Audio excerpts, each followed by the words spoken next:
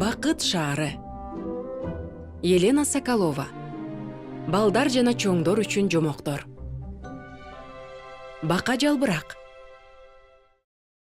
Жолоочунун кийимине көптөгөн жабышып калды. Анын жылаңайлак буттары канап кетти.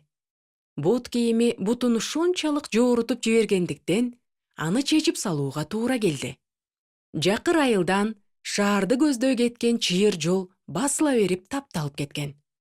Бул айылдын жашоочулары айыл чарба азыктарын, майын, каймагын, жумурткасын, быштагын, жашылчаларын жана балын шаарга алып келип сатышчу. Мына бул жолоочу да өзүнүн бал челектериндеги балдан алып базарга жөнөгөн эле. Шаардын четине жеткенде бул жолоочу жыгылып түшкөн дарактын жанына токтоп, чарчаган түрүм менен сатып алуучуларды үркүтүп жибербейин деп, өзүнө келип алмакчы болуп, бир аз тыныгуу жасады. Эс алып алгандан кийин бут кийимин кийүүгө аракет кылды. Бирок буттары бут кийимине такыр батпай койду. Өйкөлүп, жооруп кеткен буттары дуулдап, бут кийимине тийгенде туз куйгандай ачышып жатты. Жолоочу айланасын карап, чөптөрдүн арасынан жазы жалбырактуу чөптү таап алды. Алар калың чөптүн арасынан кудум эле мени байкап калышсын дегенсип бийик өсүптүр. Жолоочу анын жазы жалбырактарын сыйпалап көрдү. Алар салкын жана жумшак экен. Анан ал аларды үзүп алып, бут кийиминин ичине салып туруп кийип алды. Буттары оорубай калды. Балын ийгиликтүү сатып бүтүп, шаардан кайтып келе жатканда, жолоочу ошол жазы жалбырактуу чөптү үзүп алган жерге токтоду. Бут кийимдерин чечип, жалбырактарын жана уруктаган өзөгүн аралап, жылаңайлак басып жөнөдү. Ошондон кийин гана кийимине жабышып алган тикенектерден кутулуп, өзүнүн айылына жол тартты. Ошентип бул чөптүн уругу бүт айлана тегерекке тарады. Жана ал өсүмдүк барган сайын көп аймакты камтып, жайылып өсө берди. Укмуштуу daарлык касиети бар бул өсүмдүк тууралуу жолоочу өзүнүн айылдаштарына айтып берди. Анан адамдар аны аралап басып, чарчаган буттарын эс алдырыш үчүн жазы жалбырактуу ошол өсүмдүктү атайын издей башташты. Бир жылдан кийин шаарды көздөй кеткен чыйыр жолдун тегерек четиндеги көп жайларда укмуштуу жазы жалбырактуу өсүмдүк өсө баштады. Алар жолоочулардын буттарына илешип келген уруктардан өсүп чыкты. Жумшак жазы жалбырактары жолго төшөлүп, адамдар бул жалбырактардын үстүнөн басыш үчүн бут кийимдерин чечишчү болду. Уруктар болсо барган сайын алыска тарай берди. Өсүмдүк барган сайын активдүү өсүп, тикенектүү чөптү кысып салды. Тикенек болсо жолоочуларга жете албай калды. Алардын кийимине да жабыша албай калды. Тарала да албай калды. Тикенек чөп жумшак жазы жалбырактуу өсүмдүккө ачууланып жана каарданып мынтип кыйкырды. Ошончо жыл бою биз сени өзүбүздүн калыңдыгыбыз менен басып келгенбиз. Баары текке кетти. Бирок эмне үчүн сен ушунчалык жумшак жана чечкинсиз, зыянсыз боло туруп, бизден күчтүү чыктың? Биз сенден сак жана сенден этиятчыл эмес белек? Силер адамга каршы күрөштүңөр, а мен болсо адам үчүн күрөштүм, деп араң эле угулган жай баракат үнү менен жооп берди бака жалбырак. Кичинекей коңуз, адам жана роза. Жыпар жыттуу таттуусу менен көргөн жанды өзүнө тарткан шириндикти табыш үчүн буттарын тарбалаңдаткан кичинекей коңуз розанын бийик өзөгүндө жөрмөлөп жүрдү. Кыскаараак жолду тандап алса деле болмок. Бирок анда шаан шөкөт да жөнөкөй болуп калмак. Анткени кыскаараак өскөн гүлдөрдө нектар да азыраак болот. Жайкы күн жана жылуу шамалдын согушу менен айланага тараган ачык кызыл жалбырактардын жыпар жыты көргөн жанды өзүнө тартып жатты. Ошол учурда ал өзүнүн жогору жагынан бакта сейилдеп жүргөн адамды көрдү. Жана мынтип ойлоду. Эгерде мен адам болгонумда, көпкө чейин жөрмөлөп, азап тартышыма туура келмек эмес.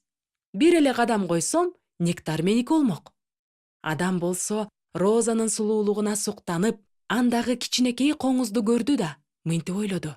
Эгерде мен кичинекей коңуз болгонумда, мынчалык көп эмгектенишиме туура келмек эмес. Назик жалбырактарда жөрмөлөп, жөн гана анын даамынан татмакмын.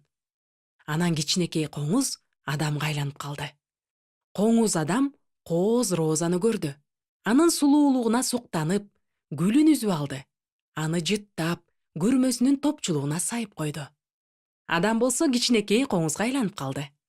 Адам коңуз Розаны көрүп, өзөктөн жогору карай жөрмөлөй баштады.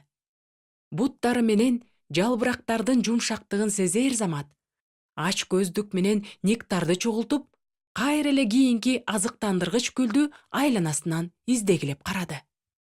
Коңуз адам коңузга мээрим төгө карап, топчулугундагы Розаны оңдоп коюп, башын кыймылдатып мындай деди: «Байкуш кичинекей коңуз, ал курсагын ныктап толтуруп жеп алса эле болду да.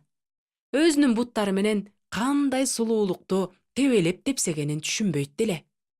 Адам коңуз адамга боороруй карап, курсагын ныктап тойгузуп жатып сүйлөндү: «Байкуш тамактын айланасында жүрөт, бирок өзүн канчалык даамдуу нерседен куру жалак калтырганын билбейт.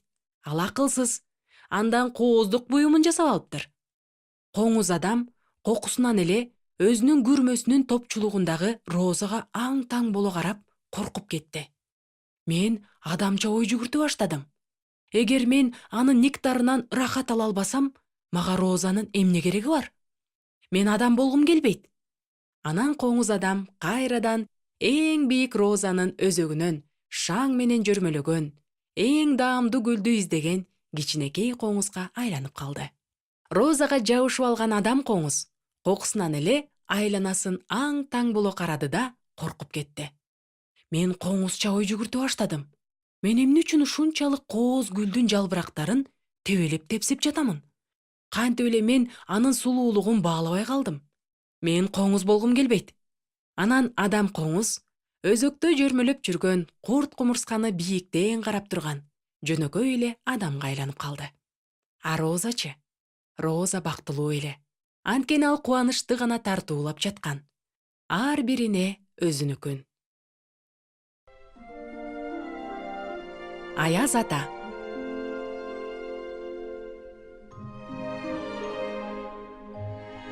Аппак көрткүлөр кышкы суук күндүн нурлары астында жаркырап жатты.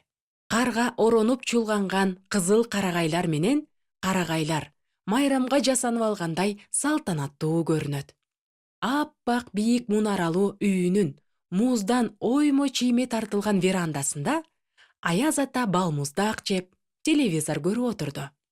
Телевизордо Кенен көчөлөрүндө көп кабаттуу үйлөр салынган чоң шаардын элинин жашоосу жөнүндөгү документалдуу фильм көрсөтүлүп жатты. Шаарда дагы кыш болчу. Элдер эртең менен ойгонуп, боткосун кайнатып, кофе, омлет даярдашып, бутерброд жасашып, андан кийин бири жумушка, бири окууга, бири дүкөнгө, бири поликлиникага жөнөп кетишти. Адамдар ар түрдүү болот. Орой жана жароокер, каардуу жана ак көңүл. Алар аялдамада түрткүлөшүп, жолдон чуркап өтүшүп, транспорттан орун алыш үчүн шашылышып жатты. Алардын баары бир нерсени, жаңы жылдын келишин күтүп жатышкан. Алар белектер тууралуу кыялданып жүрүшкөн эле. Ар кимиси белексиз калгандан коркуп жатты. Жаңы жылды Аяз ата дагы күтүп жатты. Бирок ал шаардыктардан айырмаланып, аябай жайбаракат эле. Анткени баары белек алаарын анык билчү. Балдар оюнчуктар менен таттууларды, чоңдор болсо кубаныч менен көңүл ачууну. Аяз ата бул саякатка мурда эле даярданып койгон болчу. Анын алтын менен капталган чанасына толтура белек жүктөлгөн эле. Аяз ата телевизордон көрсөтүлгөндөрдү карады. Анан анын оюна шаарга бир күн эрте баруу пикири келди. Телевизордогу адамдарды карап отурбастан, көчөдөгү тирүү адамдар менен жолугушууну, алардын эмне дегенин угуп, эмнени кыялданып жатышканын билгиси келди. Аяз ата балмуздагын жеп бүтүп, балмуздак салынган муз вазаны кемирип жеп, телевизорду өчүрдү да бийик мунаралуу үйүнөн чыгып, бүткүл сарайды аралап, аткананын алтындын буусуна кармалган дарбазасы жакты көздөй жөнөдү. Өз кожоюнунун кадамдарын уккан аттар шаңдуу кош куруп калышты. Дарбазалар ачылды. Аттардын жалынынын актыгынан Аяз атанын көзү уяла түштү. О, менин мыкты аттарым, менин ишенимдүү досторум, адаттагыдан бир күн эрте келгениме таң калып жатасыңарбы? Адамдарга бир күн конок болгум келди. Аттар каршы чыкканын билдиришип, жалдарын кыймылдатып жиберишти. Бирок Аяз ата айтканынан кайткан жок. Мени менен талашып тартышпагыла. Эмнеге тынчсызданып жатканыңарды билемин. Бизди таанып калышпасын. Жаңы жыл келиптир деп ойлоп калышпасын деп жатасыңар. Мен баарын караштырып койгонмун. Мени менен бир аз айланасыңар. Анан силер ордуңарга келип калганыңарды шаардыктар билбей калышат. Ушул сөздөрдү айтып, Аяз ата гараждын дарбазасын ачты. Арабаны дөңгөлөтүп чыгарып, ага алтын чанага чегилген аттарды кошту. Өзү рулга отуруп, жолго аттанды. Күн батып калган эле. Кар себелеп жаап жатты. Короочулар алдыңкы айнектеги карды момундук менен тазалап жатты. Кабинанын ичи ыңгайлуу эле. Ичинде жаңы жылдык хитырлар жаңырып турду. Токойдо кичинекей балаты туулду. Саламатсыңбы жаңы жыл? Кичине балаты үшүдү кышта. Жана башкалар. Аяз ата бирде газды, бирде тормозду басып бара жатты. Шашылыш автомобилдерди өткөрүп жиберди. Ал жол эрежелерин жакшы билгендиктен, жол белгилерине толугу менен баш ийип бара жатты. Мына ошол белгилердин бири майынын постуна жакындап калганын билдирди. Анан Аяз ата ылдамдыкты саатына 40 километрге чейин азайтты. Ак-кара аралаш таягын көтөрүп, майынын офицери жолду тосту. Аяз ата токтоду. Айдоочулук күбөлүгүңүздү көрсөтүңүз, деди өзүн күңкүлдөп сүйлөп тааныштырган кызматкер. Аяз ата жүргүнчү отургучунда жаткан чоң мээлейин алып, ал жерден айдоочулук күбөлүгүн алып чыкты. Эмне алып баратасыз? Деп сурады жол кызматынын офицери. Айдоочунун узун аппак сакалына шектене карап. Балдарга белек. Аяз ата эмне ташып жүрүшү мүмкүн эле? Сен эмне, уулум, менин ким экенимди көрбөй турасыңбы? Эсиңдеби? 25 жыл мурда мен сага арнап арчанын астына белек таштап кеткенмин. А сен болсо тентегим, мени кармап алам деп аңдып, уктабай отургансың. Бирок мен куулук кылып, белекти сен менин сырымды ачпай тургандай кылып таштап кеткенмин. Жол тартибинин сакчысы талап кое сурады. Сиз артистсизби?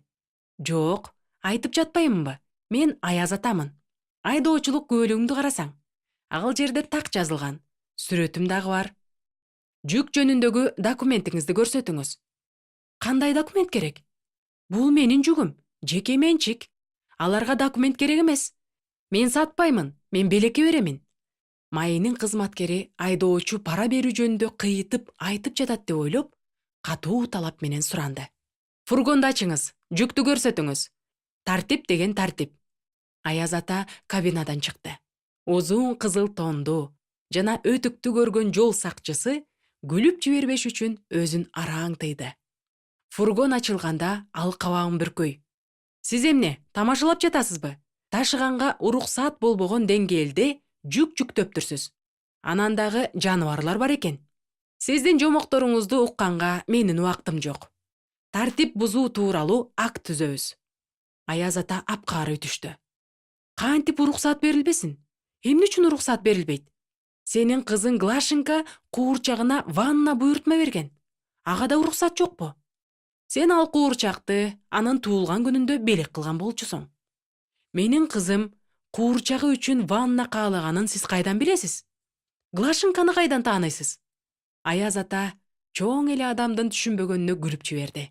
Жана кичипейилдик менен мынтип жооп берди. Мага ал өзү кат жиберди да. Катын муздаткычтын муз бөлүгүнө салып койду. Мен азыр аны сага көрсөтөмүн. Анан Аяз ата өзүнүн чоң чөнтөгүнөн кабат-кабат каттарды алып, анын арасынан конвертке салынбаган, тыкаандык менен жасалган кагазды сууруп чыгып, кызматкерге сунду. Ал өзүнүн 6 жашар кызы Глашенканын тарбайтып жазган жазуусун бир канча жолу окуп чыкты. Бул чын эле анын кол жазмасы болчу. Бирок анын шектенүүсү тараган жок. Билесизби, мен азыр кызматтамын жана жомокторго ишенүүгө акым жок. Бирок эгер сиз чыныгы Аяз ата болсоңуз, анда аттарыңыз абага көтөрүлсүнчү.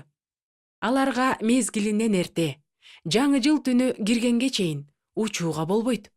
Антпесе жаңы жыл өз мөөнөтүндө кирип келбей калат. А мындан болсо көптөгөн кырсыктар жана жагымсыздыктар болуп кетет.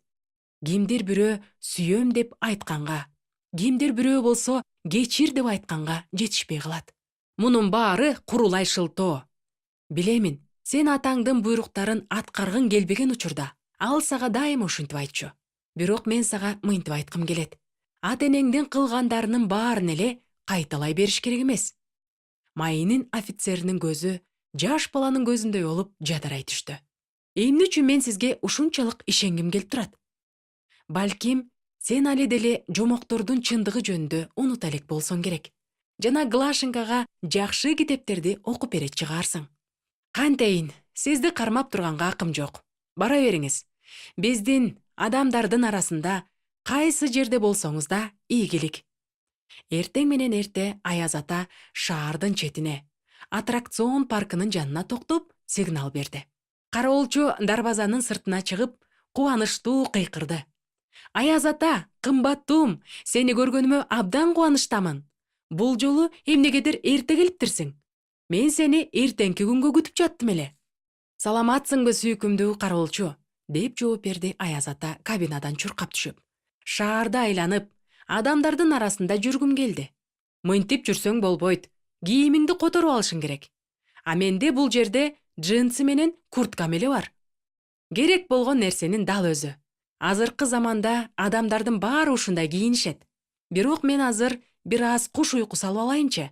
Жолдон чарчап келдим. Аяз ата кароолчунун үйчөсүндө уйкусун кандырды. А кечинде болсо джинсыны жана ачык түстөгү синтетикалык куртканы кийип, анын ичине сакалын жашырды да аттракцион паркынын дарбазасынан чыгып кетти. Тар көчөлөрдү басып өтүп, Кызуу проспектиге чыкты. Көпчүлүктүн арасында адашып кетти. Айлана тегерегиндегилер эмнени сүйлөшүп жатканын угуп бара жатты. Мына, күйөөсү менен аялы кайсы жерде жаңы жыл тосоору тууралуу тартышып жатат. Мына, жигит менен кыз арча сатып алганга акчабыз жетеби деп эсептешип жатат. Мына, эки аял оливье салатына алма кошуш керекпи, же кошпош керекпи деп талкуулап турушат. Эй, карагылачы, абдан күлкүлүү абышка экен, деп кыйкырды кимдир бирөө. Кыш, аяз, ал болсо синтепон куртка кийип алыптыр. Семиздигин карагылачы, дарбыз жутуп алган окшойт. А мээлейи да кызыктай экен. Аяз атаныкына окшош экен. Аяз атанын алдынан 12 жашар бала чуркап чыга калып, кыя өтүп бараткан адамдардын көңүлүн бура колу менен көрсөттү. Аяз ата уялып кетип, аттракцион паркты жакты көздөй кеткен тар көчөгө кире качты. Эй, балдар, келгиле, аны кар топ менен урабыз. Аяз ата коркуп кетти. Бетин колу менен жаап алып, ылдамдай басты. Бирок балдар андан тезирээк басышып, мына жетип калышты. Анан анын жонуна карата башташты. Эми Аяз ата чын эле коркуп кетип, биринчи эле туш болгон дүкөнгө кире качты. Дүкөндүн сакчысы: "Сиз соода кылганы келдиңизби?" деп сүрдүү түр менен сурады да, шектүү кийинип алган карыяны баштан аяк карап чыкты. "Жок, жардам бергилечи, мага тентек балдар кол салышты. Бул жер сизге полициянын имараты эмес, дүкөн. Эгерде эч нерсе сатып алмакчы болбосоңуз, анда кетишиңизге туура келет. Суранамын, мени куй көрбөңүз", деп ыйлап жибере жаздады Аяз ата. "Мен сиздин уулуңузга эң сонун белекти даярдап койгонмун." Дүкөндүн сакчысы күлкүсүн тыйып тура албады. Жана мындай келгенге ыгы жок жумшак мамиле кылуунун кереги жок деп ойлоду. "Сенде белекке кайдан акча болсун? Дагы эң сонуну деп коесуң да. Сен селсаяксың да." "Мен селсаяк эмесмин. Мен андайларды таптакыр билбеймин. Мен Аяз атамын. Мен силерге белек алып келдим. Башымды оорутпай дүкөндөн чыгып кет." Аяз ата бетин колу менен жаап, дүкөндөн чыгып кетти. Чыгаар замат башына кар топтору тие баштады. Балдарга абдан кызыктуу болду. Эй, селсаяк, кайсы жерде жашайсың? Биз сени үйүңө чейин узатып коебуз. Токтоткула тентектер, деп коркутту Аяз ата. Менин мамлекеттик автоинспекцияда иштеген таанышым бар. Ал силердин атаңарга айып пул жазып салат. Ха, деп кыйкырышты тентектер. Карасаңар, мына тамаша. Ал полиция менен дос экен. А биздин атабыз президент, баарыбыздыкы. Жанынан адамдар өтүп бара жатты. Аяз ата аларга үмүт менен карады. Бирок алар эч нерсе укпагандай, эч нерсе байкабагандай өтүп баратышты. Жабыркоочуга эч ким жардам берүүгө шашылган жок.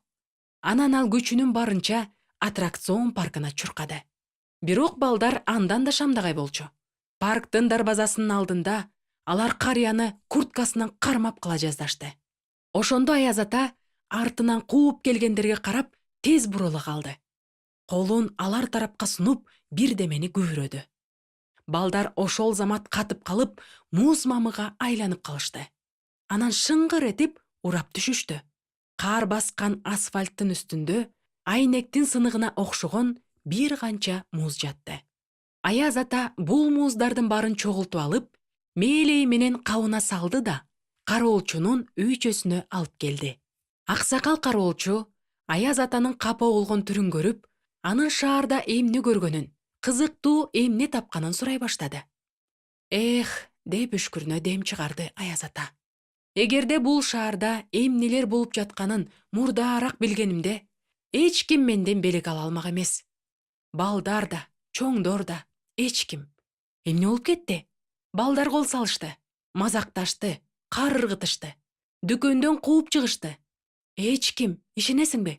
Эч ким жардам берген жок. Мен Аяз болсом деле баары бир чоң атамын го. Анан кантип кутулдуң? Кантиппи? Мен чоң ата болсом деле баары бир Аязмын. Мына ошол тентектер, деп айтып, Аяз ата кабындагы жана мээлейиндеги муз тоголокторун алып столго койду. Кароолчу коркуп кетип кыйкырып жиберди. Сен эмне кылып койдуң? Сен аларды тоңдуруп салыпсың го. Алар сенден белек күтүп жатышпады беле? Сен коркпогун, андан көрө мага чырак алып кел. Ал менин арабамдын кабинасында турат. Кароолчу илип койсо боло турган чоң чыракты алып дароо жетип келди. Бул чырак жөнөкөй чырак эмес, сыйкырдуу чырак. Эгерде бирөөнүн жүрөгүнүн айланасына жарык жибере турган болсоң, ошол адамдын бир жыл ичинде жасаган жакшы иштерин көрсөтүп берет. Жада калса, ал жүрөк катып калган абалда турса деле, азырынча сокпой турса деле. Мына, карасаң? Аяз ата чыракты муз тоголоктору жаткан столдун үстүнө илди да, аны күйгүздү. Муздардын айланасында жаркыроо пайда болду да, дубалга көк желенин түсүндө болгон ар түрдүү түстөр чагылды. Экранда көрсөтүлгөн сыяктуу дубалга музга айланып калган балдардын жашоосундагы окуялар чагылдырыла баштады. Алардын бири чымчыктарга жем салгыч жасап жатты. Башкасы карындашына ките окуп берип жатат. А үчүнчүсү болсо апасына жардам берип, талыкпай идиш жууп жатат. Мындай картиналар канчалык көбөйгөн сайын чырактын нурлары ошончолук жаркырай берди, ысый берди. Столдун үстүндөгү муз тоголоктору ээри баштады. Анан кичинекей көлмө пайда болду. Алар полго тамып, ошол тамчылардан балдар өсүп чыкты. Акыры кароолканада музга айланып калган ошол балдардын бир тобу пайда болду. Баары болгону бирөөнөн башкасы. Чырак ысый берди. Бирок калып калган муз тогологу дубалга көк желеникиндей болгон жарыкты берген жок. Анда көрүнгөн менен уруш чыгарган, сөгүнгөн, таң калыштуу чоң атаны кар менен урабыз деген ишти баштаган ошол бала тоңдурулган болчу. Аяз ата коркуп кетти. Бир жыл ичинде бир дагы жакшы иш кылбаган балдар болот деп ойлоптурмун. Эмне болот? Бир үн менен сурашты балдар менен кароолчу. Аны кантип калыбына келтиребиз? Бир жолу бар, деп ойлонгончо сакалын сылады Аяз ата. Кандай жол? Араңардан кимдир бирөөңөр бул зөөкүрдүн ордуна кайрадан муз тогологуна айланганга макул болушуңар керек. Балдар бири-бирин карашты. Эч кимеси кайрадан музга айлангысы келген жок. Баары башын шылкыйтып, унчукпай калышты. Убакыт бүтүп баратат, деди Аяз ата. Азыр менин чырагым өчөт. Ошондо бул тентек кылымдар бою тоңдурулган боюнча кала берет. Болуптур, деди бир бала. Мен макулмун. Аяз ата колун жаңсады. Анан жүрөктүү бала кайрадан музга айланып калды. Ар бир мүнөт өткөн сайын өчүп бараткан чырактын жарыгы эки муз тогологунда жарык кылды. Анан дубалга көк желенин картинасы пайда болду. Баатыр бала каардуулуктун тоорунда адашып жүргөн балага жардам колун сунуп жатты. Адашкан бала баатыр баланын колун кармай калды. Баатыр бала өзү деле тоорго түшүп кете жаздады. Баатыр бала чабалактады. Тоорду айырып, жыртып салыш үчүн аракет кылды. Анын алакандарынан кан чыгып кетти. Ошол ачык кызыл кан от сыяктуу болуп, муз менен аралашып, аны ээритип, сууга айландыра баштады. Суу полго тамды. Анан эки муз тогологу ээрип, эки бала өсүп чыкты. Алардын эч бир жери жаракат алган жок. Мени кечирип коюңуз, деди мурдагы тентек Аяз атага кайрылып. Мен сизди катуу капа кылдым. Анткени эч качан жомок окуган эмесмин. Ошондуктан ушундай каардуу болуп чоңойдум. Жакында жаңы жыл, деп кубана алаканын чапты Аяз ата. Мындай майрамда эч ким кечирилбеген бойдон калбашы керек. Бирок шашылышыбыз керек. Кана, баарың чанама секирип чыга калгылачы. Көчө чырактарынын жарыгынан каардын жылтырап жаап жатканы көрүнүп турду. Алтын чаналар өзү менен кошо каар бурганагын чууртуп жөнөдү. Аяз ата көз ачып жумганча балдарды керектүү жерлерине жеткирип койду. Балдар өздөрүнүн үйүнө келип калганда, арчанын астынан белектерин табышты. Ар кимиси өзүнүкүн, жыл бою эңсеп келгендерин. Аяз ата чанасындагы жүк түгөнмөйүнчө майрамдык оттор жаркыраган шаардын үстүнөн айланып жүрө берди. Жаңы жылдык түн бүтүп бараткан эле. Кайра кайтууга даярданышы керек болчу. Кокусунан эле ал аянтта сеңселип жүргөн кир жана жыртылган кийим кийип алган карыяны көрүп калды. Алтын чаналар дал ошол жарды карыянын алдына келип конду. Ал кудум эле казык менен жерге кагылып калгансып, турган жеринде катып калды. Эмне болуп жатканын түшүнбөй турду. Сен эмнеге майрамдык дасторкондо отурбай, көчөдө жалгыз жүрөсүң? Деп сурады Аяз ата. Мазактап жатасыңбы? Кайдагы дасторкон? Менин иче турган ашым да, үрүп чыгар итим да жок. Мен селсаякмын. Демек, селсаяк деген ушундай адамдар турбайбы? Деп кыйкырды Аяз ата. Дүкөндө мени сени менен алмаштырып алышкан турбайбы? Кымбаттуу селсаяк, жаңы жылда сага кандай белек берейин? Ысык хот-дог болгондо жакшы болмок. Болуптур, сен сураганыңды аласың. Майрамдап бүткөндөн кийин аттракцион паркына барып, ал жерден кароолчусун тапканда, ага сени Аяз ата жибергенин айткан. Кароолчу сен үчүн кам көрөт. Бирок сен анын айткандарынын баарына тил алган. Аяз ата кол чапты. Анан карыянын алдында дасторкон пайда болду. Ал дасторкондун үстүндө ысык хот-дог, чай жана мандарин бар эле.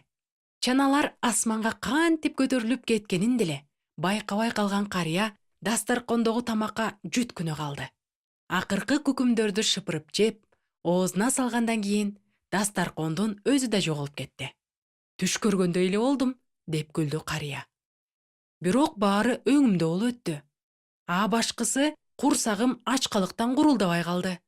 Тамак жегим келген кабылым басылды. Сакалчан неме мага дагы эмнени айтты эле? Аттракцион паркына барып, кайсы бир кароолчуну тап деди эле. Макул, барып таптым деп коелу. Анан мен ага эмне деп айтам? Мени сага Аяз ата жөнөттү дейминби? Анда мени психикалык жактан ооругандар жаткан ооруканага жөнөтүшөрү анык. Жок, бирөөнүн дегенине көнө бербейм. Эч кандай Аяз ата деген жок. Мен муну бала кезимде эле билчүмүн. Ата-энем жаңы жылдык түндүн алдында ук-муш жомокторун айтып беришчү. Өздөрү арчанын астына белекти жашырып коюшуп, муну Аяз ата алып келди деп коюшчу. Майрамдык түнү күзөткө турган жол кызматчыларынын кызматкерлери бири-бирин кирип келген жаңы жылы менен куттукташты. Бул жолу биз Аяз атадан жакшы белектерди алдык, деп мактанып жатышты өз ара. А мен Аяз атанын ошол белектерди жүктөп, шаарга келе жатканын көрдүм. Жүк жөнүндөгү документиңизди көрсөтүңүз дегеним үчүн уялып жатам. Кызматкерлер аң-таң боло бирин-бири карашты да, бул сөздү айткан кызматкерге мыскылдаган суроолорду беришти. Аяз атаны көрдүңбү? Кана айта салчы, ал кандай экен? Жаш балдардын китепчелеринде сүрөттөлгөндөй экен? Балким сен кызмат учурунда уктап калып, түшүңдө көргөндүрсүң. Майынын офицери Аяз ата жөнүндө, аны жолуктурганы жөнүндө айткан үчүн өкүнүп кетти. Кесиптештери аны ачык эле мазактап күлүштү. Ал болсо уялгандан жерге кирип кете жаздады. Анан ошондо жаркыраган жарыктын ичинде чоң ылдамдык менен жерге тийбеген абалда аларды карай бирдеме учуп келе жатканын баары көрүштү. Ошол бирдеме Майынын постунун жанына келип, дароо токтой калды. Алардын алдында ак жаалдуу аттарга кошулган алтын чана туруп калды. Чаналарды Аяз ата башкарып алыптыр. Ал өзүнүн таанышына кол булгалап калды. «Салам, досум, кандайсың?» «Салам, менде баары жакшы», деп кубанычтуу жооп берди Майынын офицери. «А сенин арабаң кайда?» «Шаарда калды. Кар эрип баратат. Аттракцион паркынын кароолчусу аны тиешелүү жерге коюп коет. Сен ага тоскоолдук көрсөтпөчү, сураныч». «Тоскоолдук кылбаймын, сөз берем. А бул жолу сенден эң сонун белекти ким алганын билсем болобу?» «Бир тентек бала. Анан сен ага эмнени белек кылдың?» «Дени сак жүрөктү, боору кер жана айкөл жүрөктү», деп жооп берди Аяз ата. Алтын чаналар жерден көтөрүлүп, Майынын постунун үстүндө тегеренип барып, көздөн кайын болду. Кийинки жаңы жылга чейин аман болгула. Токойдогу бака жана коозу карындар салынган себет жөнүндө. Көз жашын араң тыйган Катя секичеге келип, өздөрүнүн үйүнүн коңгуроосун басты. Чоң энеси эшикти ачып, «Эмне болду сага? Коңгуроону тынымсыз басып жатасың?» деп сурады. Катя кире беришке портфелин ыргытып, кирип бара жатып эле бут кийимин чече салып, ашканага чуркап кирди да, отургучка отура калып, бетин алакандары менен жаап, чыңырып ыйлап кирди. «Катенька, түшүндүрүп айтчы, эмне болуп кетти?» Бышактап калган Катя мындай деди. «Бүгүн класстагы балдар Лёшканы мазакташты. А мен болсо ал тарапта болдум. Алар мени өзүңдү маанилүү адам эсептеп алыптырсың. Мугалимге жагына бересиң.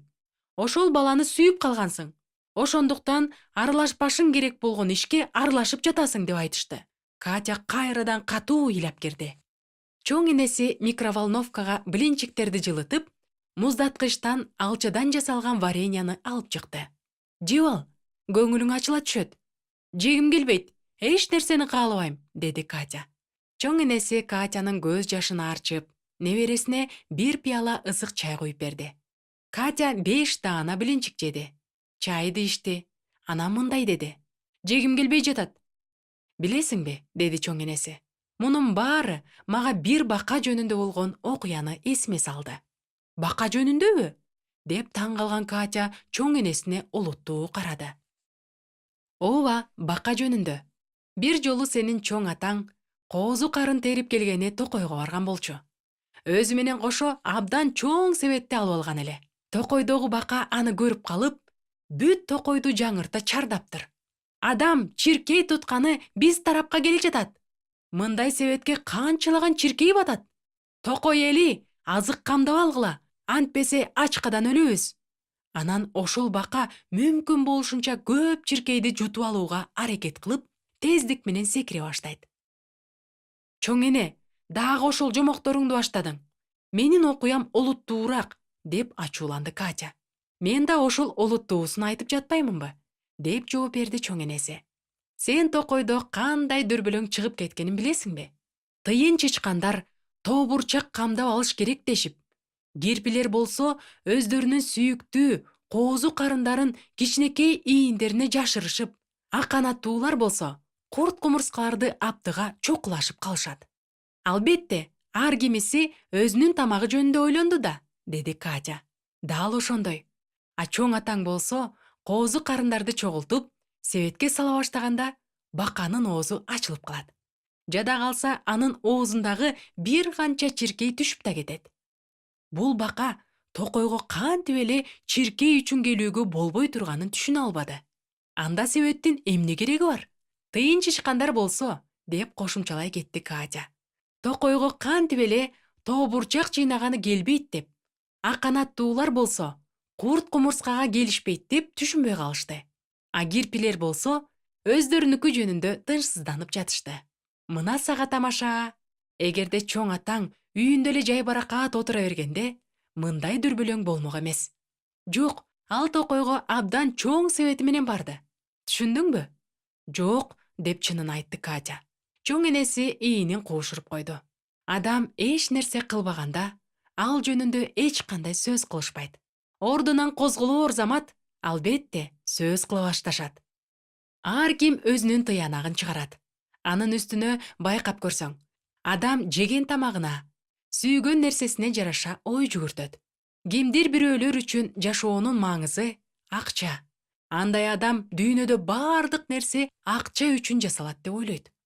Кимдир бирөө үчүн болсо, жашоонун маңызы атагын чыгаруу. Андай адам баары атак даңкты каалайт деп эсептейт. Кимдир бирөө эмгек сиңиргиси келет, же башка бир нерсени каалайт. Анан мындай адам кайсы бир нерсени кантип эле акча үчүн кылбаганын, же болбосо атак даңк үчүн кылбаганын, же башка бир нерсе үчүн кылбаганын түшүнө албайт. Же болбосо сүйүп калган үчүн эмес экенин. Катя бышактады. А мындай нерседен кантип сактанса болот? Эч кантип, беймарал жооп берди чоң энеси. Мындай каражаттын өзү жок. А өзүң ушундай сот болбош үчүн рецепт бар. Болгондо да абдан жөнөкөй рецепт. Катянын көз жашы токтоп, үмүт арта карап калды. Ыйса Машаяк өзү жөнүндө эмне дегенин билесиңби? Деп сурады чоң энеси. Менин тамагым асмандагы атамдын каалоосун аткаруу. Билесиңби? Мына ошондуктан Ыйса Машаяк адамдарга мээрим төгө караган. Адамдар жөнүндө жакшы ойлогон жана бардык адамдар менен каалаган темада ачык сүйлөшө алган. Аялдар жана эркектер менен да, байлар жана кедейлер менен да, падышалар жана кулдар менен да маектеше алган. Эгерде сен экөөбүздүн тамагыбыз Кудайдын эркин аткаруу болсо, анда биз адамдардын кыймыл аракеттерине жана кылган иштерине таза көз менен карай алабыз. Анан адамдар да биз менен оңой сүйлөшө алышат. Ыйык китепте айтылгандай, кимдин көзү жарык болсо, анын бардык жери жарык болот. Катя отургучтан туруп, чоң энесин кыса кучактады да өптү. Сен менин абдан акылдуу чоң энемсиң. Жаным кызым, мен эмес, ыйык китеп акылдуу. Болгону мен аны көптөн бери окуп жүрөм. Ата, футбол жана математикадан берилген тапшырма. Адаттагысындай эле Степан үй тапшырмасын тезирээк бүтүргүсү келди. Орус тилинен берилген көнүгүүнү дептерге көчүрүп жазуу жана тексттеги сөз түркүмдөрүн белгилөө кыйын болгон жок. Степан аны тез эле аткарып койду да математикага киришти. Бир канча теңдемени чыгарды. Бир канча маселени чыгаруу калды. Ал оңой эмес болчу. Степан аны бир канча жолу окуп чыкты. Анан өзү чече албастыгына көзү жетти. Ал дептерин жапты да телевизорду койду. Бөлмөгө атасы кирип келип, "Сени менен футбол көрсөм болобу? Азыр матч башталат", деп сурады. "Албетте, экөөлөп колдосок кызыктуу болот", деп кубана жооп берди Степан. "Сабактарыңды аткарып бүттүңбү?" деп кызыга сурады атасы. Баласынын жанындагы диванга ыңгайлашып отура. "Негизинен жасап бүттүм. А кайсынысын кылган жоксуң?" деп сурады атасы. "Маселени, аны түшүнбөй жатам. Коркунучтуу жагы жок. Эгерде бир маселе чыгарылбаса, мугалим бизге 4 коет. Сен оңой жол менен барганды үйрөнбөгүн, уулум. Кел, ошол маселени карап көрөлү. Эгерде 5 алууга мүмкүнчүлүк колдо турса, эмнеге 4 алыш керек?" "Ата, азыр матч башталат", деп эскертти Степан. "Биз жок дегенде маселенин шартын окуйбуз. Түшүнөбүз. А матчтан кийин болсо чыгарабыз. Степан атасына дептери менен китебин алып келди. Атасы маселенин шартын көңүл коюп окуп кирди. Матч башталып калды. Атасы менен уулу көңүлүн телевизордун экранына бурушту. Бул абдан кызыктуу көрүнүш болчу. Атасы профессионалдуу комментатордон бетер эскертүүлөрдү берип жатты. Оюнчулардын каршылашынын тактикасын таба билбегендигин, өз алдынча чечим чыгара албаганын, топту чеберлик менен тебе албаганын айтып сындады. Башыңды иштете албасаң, дарбазаңа топ кирип кетет да, деп ачууланды атасы. Матч бүттү. Степан математика китеби менен дептерин алып, атасына мындай деди: «Маселени өзүм чыгарганга аракет кылып көрөм». Степан маселенин шартын кайра окуп чыкты. Ошондон кийин анда кантип чыгаруу керектиги жөнүндө ой пайда болду. Ал бир канча вариантты колдонуп көрдү. Анан туура жообун тапты. Андан кийин өзүнө ыраазы боло, китеби менен дептерин портфелине салды. Анын бөлмөсүнө атасы баш бакты. «Тапшырмаң кандай болуп жатат? Жардам керек эмеспи?» «Жок, өзүм чыгардым». «Азаматсың, билесиңби? Жашоодо оңой эмес маселелерге көп жолу дуушар болосуң. Артка кетенчиктесең, адат болуп калат. Жаман адат. Ата, эгер чынын айта турган болсом, өзүм да өзүмдү азамат сезип турам. Мени керектүү жакка багыттаганыңыз үчүн рахмат. Бир жолу уулум, мен да Кудайга ушундай сөздөрдү айтканмын», деди атасы. «Чын элеби? Качан ошенткен элеңиз?» «Ал мага өз жүрөгүмдүн жана өз акылымдын жолу менен барганга уруксат берген учурда», деп жооп берди атасы. Сууда сөзү ийгиликтүү болсун.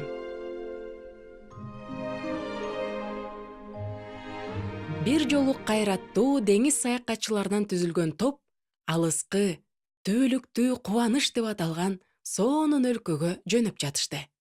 Ал өлкө тууралуу көптөгөн адамдар кыялданчу. Ал жерде болгондой жазгандардын аңгемелеринен билүүгө кызыгышчу.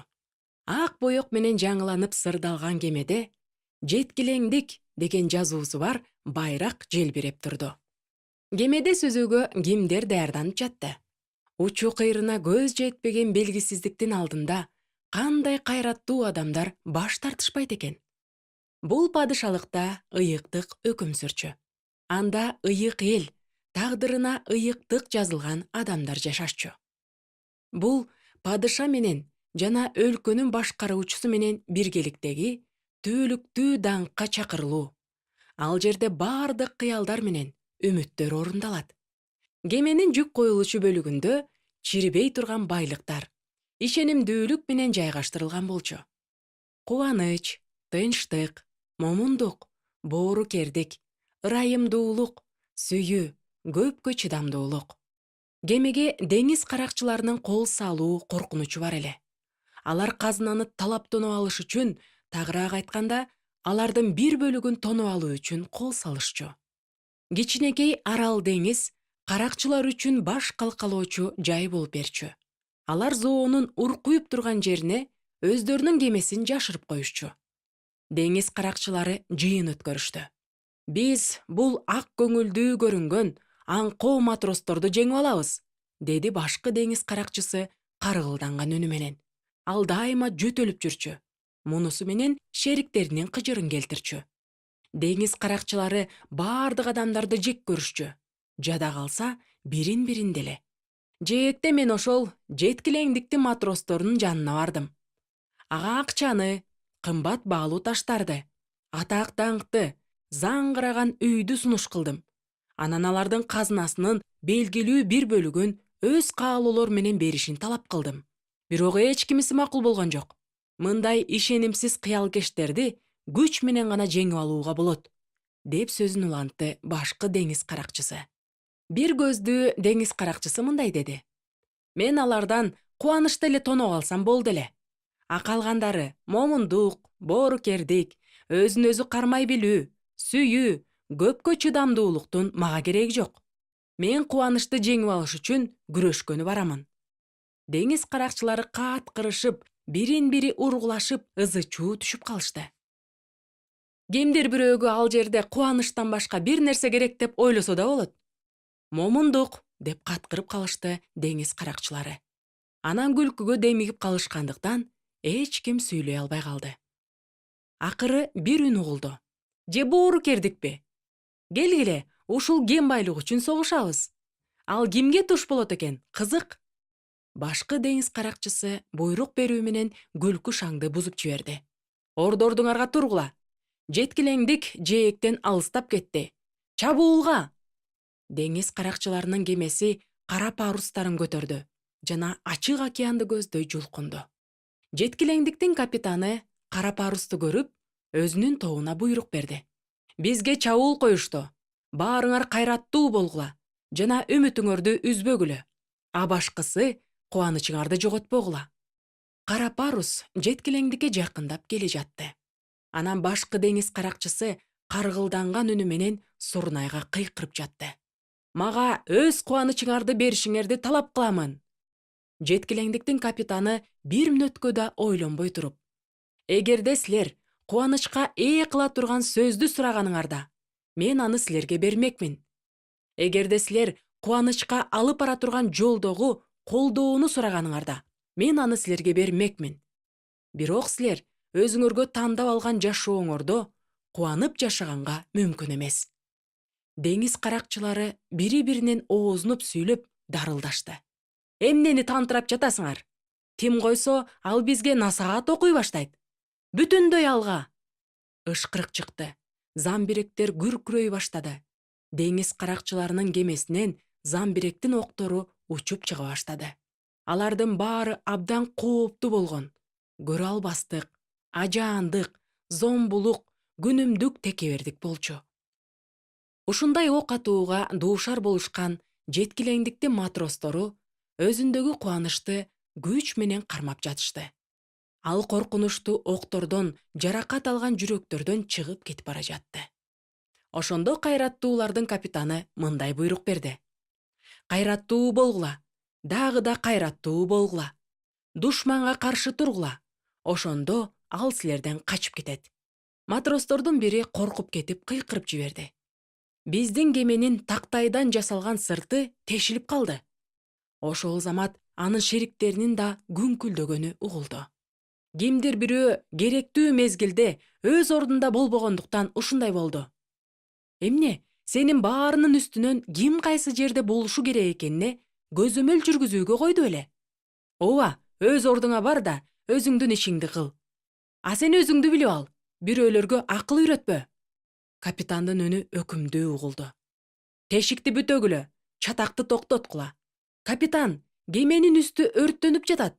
Дагы башка корккон үн угулду. Капитан кыйкырды: бул көрө албастык. Карагыла, анын өртү кеменин башка бөлүктөрүн каптап кетпесин. Биз өрттү өчүрүш үчүн токтотушубуз керек. Антпесе ал баарын күйгүзүп жок кылат. Кеме токтоду. Матростор өжөрлүк менен өрттү өчүрүштү. А ошол убакыт аралыгында кемеде мындай сүйлөшүүлөр болду. Биз тажрыйбалуу капитан башкарып бара жаткан кемеге кол салдык, деди башкы деңиз каракчысы. Ал көрүнүп тургандай, сүзүүгө аттанып чыгаардан мурда ыйык китепти үйрөнүүгө чындап бел байлаган. Силер билесиңерби, бул китеп акылмандык берет. А өлкөнүн падышасы болсо, анда жазылгандар аткарылышы үчүн жеткилеңдик багыт алган жака күч берет. Баардык күч аракетиңерди капитанга жумшашыңарга жана соккуларды ага көздөй беришиңерге буйрук беремин. Анан ошондо каракчылардын кемесинен кезектеги ок атуу чыкты. Бирок кол салынган кеме тарапка эмес, асманга. Бул көз жоосун алган ачык түстөгү фейерверк болчу. Жеткилеңдиктин матростору башын көтөрүп, укмуштуу көрүнүшкө, бийиктеги ар түрдүү түстөгү отторго суктанып калышты. Капитан буйрук берди: аларды болбогула, алардан жаманды да, жакшыны да кабыл албагыла. Бирок анын сөздөрүн жакындап келе жаткан деңиз каракчыларынын кемесинен чыгып жаткан ызы чуу менен ачуу үн басып салды. Жеткилеңдиктин бортуна гарпун бекем илинип калды. Кеменин үстүндөгү матростор болсо, кудум эле коркунучту байкабагансып, күңкүлдөп наалышты. Биздин капитан адилетсиз киши. Фейерверкти тамаша кылышыбызга деле уруксат бербейт. Согуш болуп жаткан учурда бизге колдоо керек экенин кантип эле түшүнбөйт. Биздин кубанычыбыз кайсы бир жака жоголуп баштабадыбы? Капитан буйрук берди. Наалыганыңарды токтоткула. Чүнчүп кетүүгө жана шектенүүлөргө жол бербегиле. Кубангыла деп буйрук берем. Дагы да кубана бергиле. Ушуну айтып, капитан кеменин үстү жагына чуркады. Анткени жеткилеңдикке аркан менен асылып, деңиз каракчылары чыга баштаган эле. Ал балтан алды да арканды чаба баштады. Бирок анын бул аракетинен майнап чыкпады. Аркан абдан жоон болчу. А деңиз каракчылар болсо кайраттуу капитандын чечкиндүүлүгүн мазактап күлүштү. Жеткилеңдик командасы деңиз каракчыларынын мазактаганын угушуп, өздөрүнө келе түшүштү да, өздөрүнүн капитанына жардамга чуркашты. Жалпы күч бириккенде аркан кесилди. Анан деңиз каракчылары океанга кулап кетишти. «Жеңиш!» деп кыйкырды капитан. «Бүтүндөй алга!» Кеме бүт парустарын ачып, бүтүндөй алдыга жөнөдү. Анан тез эле убакыттын ичинде деңиз каракчыларынын кемесинен кутулуп кетти. Жеткилеңдик кемесиндегилер тойлоп жатышты. Команда олуттуу салгылашта жеңип чыкты.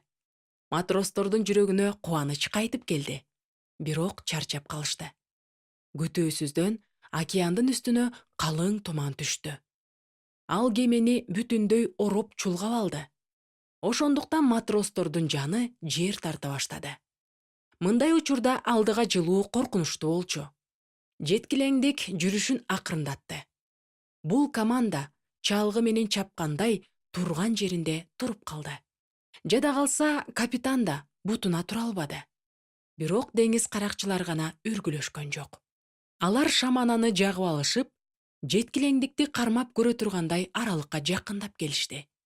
Башкы деңиз каракчысы каргылданган үнү менен өзүнүн командасына кайрылды.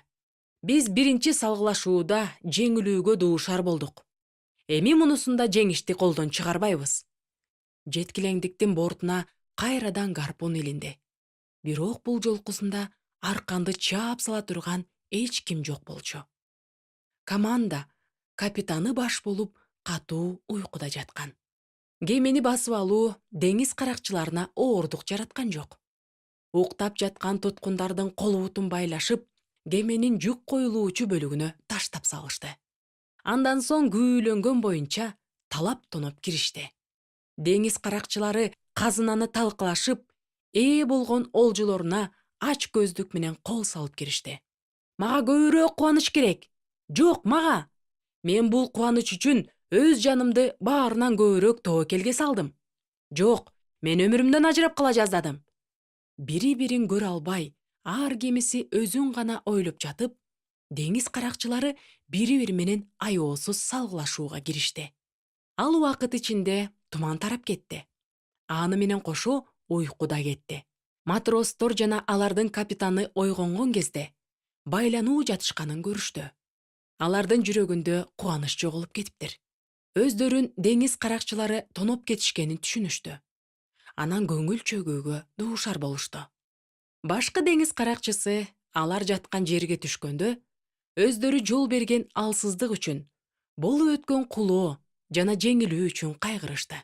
«Сен баарынан кол жууп калдың», деди ал. Жеткилеңдиктин капитанына кайрылып. «Сага көңүл чөгүүдөн сырткары эч нерсе калган жок. Бирок мен сен ойлогончолук каардуу эмесмин. Ушул аянычтуу абалыңдан чыгышың үчүн жаман эмес чыгуу жолуна көрсөтмө бере аламын. Өзүңдүн кемеңди жана бүт командаңды ишенбөөчүлүк шаарына карай бур. Түбөлүктүү кубанычты жана куткарылууну издеп чыккан жагыңан кайтып кет. Ал жөнүндө кандай ушактарды айтышпасын, ал жакшы шаар. Сен ал жерде өмүр бою жашай аласың. Көңүл ачуулардан ырахат аласың. Мурда сен андан баш тартпадың беле? Сен алтындын чыныгы баасын үйрөнөсүң. Анын ордуна канчалаган жакшы нерселерди алууга болорун билип каласың. Сен рахаттана жашаш үчүн алтын деген башкы байлык экени жөнүндөгү чындыкты табасың. Жашоодо алтын эле керек да. Ас үйү, боорукердик көрсөтүү, кубануу жана дагы кайсылар эле? Алар анчалык деле керектүү эмес да. Капитан акыркы кубатын жыйнап, кайраттуулук менен жооп берди. Эч качан сенин айтканыңдай болбойт. Жада калса, мен калган өмүрүмдү кубанычты билбей өткөрө турган болсом да, ишенбөөчүлүк шаарына кайтып барбаймын. Деңиз каракчысы каткырып күлдү. Албетте, сен эми кубанычсыз жашайсың. Сен андан түбөлүккө кургол калдың. Ал биздин олжобуз болуп калды. Өзүңдүн кол астыңдагыларга эмнени убада кылганыңды эсте. Түбөлүктүү кубаныч жана куткарылуу өлкөсүн убада кылдың беле? Эми аларды карачы. Кара, сен алардын баарын кайда алып келдиң? Алар өлүшөт, сен да өлөсүң. Баарыңар өлөсүңөр. Сенин бүт командаң өлөт. Ошол жерде байланып жаткан матростордун биринен үн угулду. Капитан, өлөрүбүздүн алдында сизге айтып койгубуз келет. Сиз менен бирге сүзүүгө аттанганыбыз үчүн бир көз ирмен болсо да өкүнбөйбүз. Биздин жашообуз ушул жерде гана өзүнүн чыныгы маңызын тапты. Биз азыр ушул тапта гана өзүбүз ээ болгон, чирибеген байлык эмне экенин түшүндүк. Ошол тапта жүк коюлуучу жерге чачы үрпөйгөн бири баш бакты. Эй башчы, өйдөдө жарык түштү. Деңизде толкун башталды. Башкы деңиз каракчысы баарын унутуп, аткан октой учуп, кеменин үстү жагына чуркады. Чын эле ал жерде түшүнүксүз бир нерсе болуп жатыптыр. Жаркыраган жарык айлананын баарын мезгил менен жаркыратып жатты. Деңиз каракчысынын сакалынын ар бир талы ушунчалык даана көрүнүп жатты. Бул жээктен белги берип жаткан маяк болчу. Мурдаараак тумандын айынан көрүнбөй жаткан жээк көрсө алыс эмес экен. А колго алынган кемеге болсо, сүйүү үчүн, ырайымдуулук үчүн, куткарылуу үчүн деген жазуусу бар байрактар илинген кемелер зымыраган бойдон жардамга келе жатыптыр. Кырсыкка кабылган жеткилеңдикке жардамга келе жатышкан экен. Курчоого алынышканын түшүнгөн деңиз каракчылары кыйкыра башташты. Биз силерге доспуз. Биз бул жака конокко келдик. Жеткилеңдиктин капитаны кемесинин бортуна бизди өзү чакырды. Анда капитан өзү айтсын, дешти жетип келгендер. Жүк коюлуучу бөлүктөн капитанды алып чыгышты. Алып чыгып бара жатышып, байланган жиптерин чечип жатып, колдору калтырап кетти. Бул эми айтсаң, биз сенин досторуң экенибизди айтып койчу, деп кулагына шыбырады башкы деңиз каракчысы. Туткундун жонуна бычак такай. Болайт, болбосо бул сенин айта турган акыркы сөзүң болот. Жеткилеңдиктин капитаны көздөрүн асманга көтөрүп, абадан кере жутту да катуу кыйкырды. Бул жала! Жардамга шашылгандар ошол замат жеткилеңдиктин бортуна шатыларын иле башташты. Келгиле, жаңжал чыгарбайлы, деп башкы деңиз каракчысы кутулуп калууга болгон акыркы аракетин жасады. Туткунунун жонуна бычагы матыралган жок. Силер тынчтык орнотуучу, ак көңүл адамдарсыңар да. Силерди эмне деп коет эле? Тынчтык орнотуучулар бактылуу. Силер бизге ишенишиңер керек. Силер ишеним үчүн күрөшүп жатасыңар да. Биз да ишеним үчүн. Аларга ишенбегиле, деп кыйкырды жеткилеңдиктин капитаны. Менин тагдырыма өлүү жазылган болсо макулмун. Бирок силер жалган менен ушакка ишенбегиле. Жардамга келгендер жеткилеңдиктин бортуна жетип калышкан эле. Деңиз каракчылары бет-бети менен жыгыла башташты. А башкы деңиз каракчысы болсо ырайым кылууларын өтүнүп, тизелеп жыгылды. Аңгыча кеменин үстү жагына жүк коюлуучу жердеги туткундар бошонуп чыгышты. Жеткилеңдиктин кайраттуу командасын, сизди, баатыр капитан, жана силерди, баатыр матростор, кызуу тосуп алалы, деп кайрылды куткаруучуларды жетектеп келген жетекчи. Биздин түбөлүктүү кубаныч өлкөбүздүн падышасы силердин кемеңердин кырсыкка учураганын билип, силерге жардам жөнөттү. Силер эңсеген жерге болгону бир канча миль аралык калды. Падыша силерди сый урмат менен тосуп алганга даярданып жатат. Кемеңерди жана өзүңөрдү иретке келтирип алып, сонун өлкөнүн падышасы менен жолугууга даярдангыла. Жеткилеңдик командасы өздөрүнүн капитаны менен биргеликте деңиз каракчыларынын аяк астында тебеленип тепселген, чачылган кен байлыктарды жыйнап киришти. Алар кеменин үстүндөгү кир жерден момундукту өйдө көтөрүштү. Жүк коюлуучу бурчтан боору кердик менен токтоолукту таап чыгышты. Бийик мачтада илинген ырайымдуулук, сүйүү, көпкө чыдамдуулук коурашып сүйлөшүп жатышты. Кыйратылган нерселердин баарын табышты. Бирок кубанычты таба алышпады. Капитан айлана тегеректи үңүлүп карап чыкты. Бирок аны таба алган жок. Ошондо ал кемедеги баардык ылайды тазалап чыгууну буйруду. Навигация системасын тартипке келтирүүнү буйрук кылды. Бул иш-аракет дагы жүзөгө ашырылганда, команданын такыр күчү калбай калган эле. Суу жыгылган матростор менен капитан кеменин үстү жагына отура калышты. Сонун өлкөнүн падышасынын алдына кантип ушул кейпибиз менен барабыз деп ойлонушту. Күтүүсүздөн эле алардын ар кимиси өз жүрөктөрүнө акырындык менен жана байкалбастан кирип келген кубанычты сезишти. Алардын жүзүндө жылмаюу пайда болду. Алар эми түбөлүктүү кубаныч өлкөсүнүн падышасы менен бетме бет келүүгө, падышанын кабыл алуусуна даяр экендиктерин билишти. 8 бут.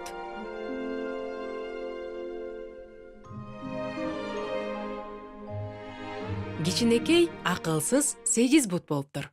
Ал аквариумда жашачу. Жана ар бир өткөн адамдарды көрчү. Ар бир адамда 4 аягы бар экен. Алар экөөсү менен басып, башка экөөсү менен болсо, аны 8 бутту көргөндө колдорун булгалашчу. Элдер аквариумдун жанына токтошуп, 8 буттун уштуу буттарын көрсөтүп, күлүп өтүшчү. 8 бут буга капа болду. Адамдар аны мазактап күлүп жатышканын билчү. Анткени анын 8 буту бар эле. Адамдардыкындай төртөө эмес болчу. Аквариумдун байкуш кичинекей жашоочусу ашыкча 4 бутун жашырып, экөөсү менен басканга үйрөнүп жатты. А экөөсү менен болсо, кол булгалай баштады. Эми эч ким менин үстүмдөн күлбөйт, мени сөөмөйү менен көрсөтпөйт, деп ойлоду 8 бут. Так ошондой болду. Ага көңүл бурбай калышты. Эч ким аквариумдун жанына токтогон жок. Эч ким күлгөн да жок. 8 бут акылсыз экен, туурабы? Бирок аквариумдун ээси акылсыз эмес болчу. Ал башка 8 бутту сатып алды да, аны аквариумга салып койду. Жаңы 8 бут жаңы аймакты кубана изилдеп, бүт аквариумдун ичинде сүзүп ойноп, шоктонуп жатты. Элдер карап өтүп жатышты. Алар токтошуп, күлүшүп, шамдагай жаңы 8 бутту көрсөтүп жатышты. 2 колу жана 2 буту бар 8 бут мунун баарын карап туруп, жашырган буттарын чыгарды. Баардык 8 буту менен жылып, сүзө баштады. Жаңы 8 буттан кем эмес сүз ала турганын көрсөтүп жатты. Жаңы келген 8 бут токтоду да мындай деди: "Сенин буттарың кандай сулуу!" "Ооба, баардык 8-и тең", деп кубана жооп берди 8 бут. Тоок.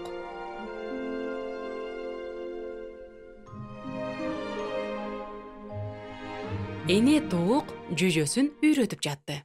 Сен өзүң жашай турган чоң дүйнө жөнүндө мүмкүн болушунча көптү үйрөнүшүң керек. Карасаң, бул дан. Ал бизге азык болуш үчүн керек. Бул курт. Ал биздин тамагыбыз түрдүү болуш үчүн керек. Жөжө сурады: "Апа, а тиги эмне? Тиги менин башымдын үстү жагындагы." Тоок уулунун артынан башын көтөрдү. Бул гүл, коңгуроо гүл деп аталат. Анын астына кичинекей коңуз жашынып алат. Биз ошол кичинекей коңуздарды таап, терип жейбиз. Ал ошол үчүн керек. "А бул эмне? Дагы бийигирээк, тетиги бийиктеги", деп токтолбостон суроо жаадырды жөжө. "Ал булут", чыдамдуулук менен түшүндүрдү тоок. "Алар жамгыр жааш үчүн керек. Жамгыр жаагандан кийин жердин астынан курттар чыга келет. Анан бизде жей турган даамдуу тамак пайда болот." "А бул эмне?" деп сурамжылады жөжө. "Бул көл. деп жооп берди Тоок көңүл коштук менен. Ал эч кимге керек эмес. Болгону тоскоолдук берет. А эгерде ал керек эмес болсо, эмне үчүн турат? Жөн гана булуттан түшкөн ашыкча суулар бир жерге чогулат. Анан көл пайда болот. Башка нерсеге кереги жок. Суроолоруңду токтот, деди Тоок. Жөжө көл тарапка жөнөдү. Анан көлдүн жээгинен чоң өрдөктү жана кичинекей өрдөктү көрдү. Өрдүк өзүнүн жөжөсүнө үйрөтүп жатты. Бул ийнелик. Ал бизге азык болуш үчүн жаратылган. Бул бака. Ал биздин тамагыбыз түрдүү болуш үчүн жаратылган. Апа, а бул эмне? Деп сурады өрдөктүн жөжөсү, көлдүн чет жагын көрсөтүп. Бул коңгуроо гүл, деп көңүл кош жооп берди өрдөк. Анын эч кимге кереги жок. Болгону тоскоолдук берет. Анда ал эмне үчүн өсөт? Деп сурады өрдөктүн жөжөсү. Менимче, кокусунан эле өсүп калган. А бул эмне? Теге бийик жердеги, деп кызыкты өрдөктүн баласы. Ал булут, деп маани бере сүйлөдү өрдөк. Ал жамгыр жааш үчүн жана биздин көлүбүздү сууга толтуруш үчүн керек. Жөжө өрдөккө келди да суроо берди. Айтыңызчы, сураныч, гүл эмне үчүн керек? Өрдөк мынтип жооп берди. Биз анда сүзүшүбүз үчүн, андан курттарды, бакаларды таап жешибиз үчүн керек. Жөжө Тоок энесине кайтып келди да мындай деди. Апа, көлдө өрдөктөр сүзөт экен. Тоок ойлонуп туруп мындай деди. Гүл эмне үчүн керек экенин эми түшүндүңбү? Ал жерде өрдөктөр коңуздарды, бакаларды таап жешет экен. Гөл болгон үчүн алар биздин курттар менен кичинекей коңуздарды жеп салышпайт экен. Тоок бир аз ойлонуп турду да өзүнө өзү сүйлөдү. Ошондуктан өрдөктөрдүн тумшугу ушунчалык кооз эмес жана ыңгайсыз экен да. Аленка чебер.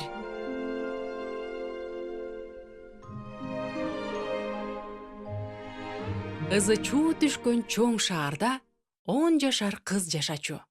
Ал бир нерселерди токуй алган жана токуганды жакшы көргөн кыз эле. Ал кадимки эле илгич менен токучу. Бирок абдан сонун токуй турган. Ошондуктан аны тааныгандардын баары аны жөн эле Аленка эмес, Аленка чебер деп аташчу. Аленка чебер чоң энеси токуган буюмдардан калган жиптерди чогултуп, оюнчуктарды жасачу. Ар түрдүү жиптер, жада калса эң кичинекей жиптерди эле ишке жарачу. Чоң энеси жараксыз деп таштап салган жиптерден да Аленка чыдамдуулук менен төрмөк жип жасап алчу. Бул жиптер деле таштанды болгусу келбейт да, деп айтчу Аленка. А чоң энеси болсо небересин карап туруп, мээрим түгө мындай дечү. Сенден үй кожойкеси өсүп келе жатат.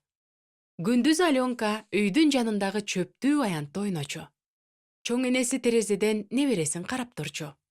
Чөптүү аянтка кошуна короодогу Петя деген бала дагы ойногону келер эле. Ал чымчыктарды атыш үчүн дайыма созма алып жүрө турган. Аленка канаттууларга боор ачып, аларды коргоп калыш үчүн чоң энесин жардамга чакырчу. Кошуна короодон келген Петяны кууп жибериш үчүн чоң энеси заматта жетип келе калчу. Чоң энеси бейбаштын созмосун тартып алгысы келчү. Бирок андан эмне пайда? Ал өзүнө дагы жаңысын жасап алат да. Мына, деп үшкүрүндү чоң эне. Ар ким өзүнүн таланты менен чеберчилигин ар кайсы нерсеге жумшайт.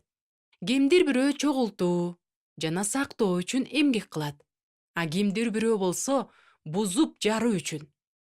Чөптүү аянттан качып бара жатып, Петя дайыма Аленканын кыжырын келтирчү.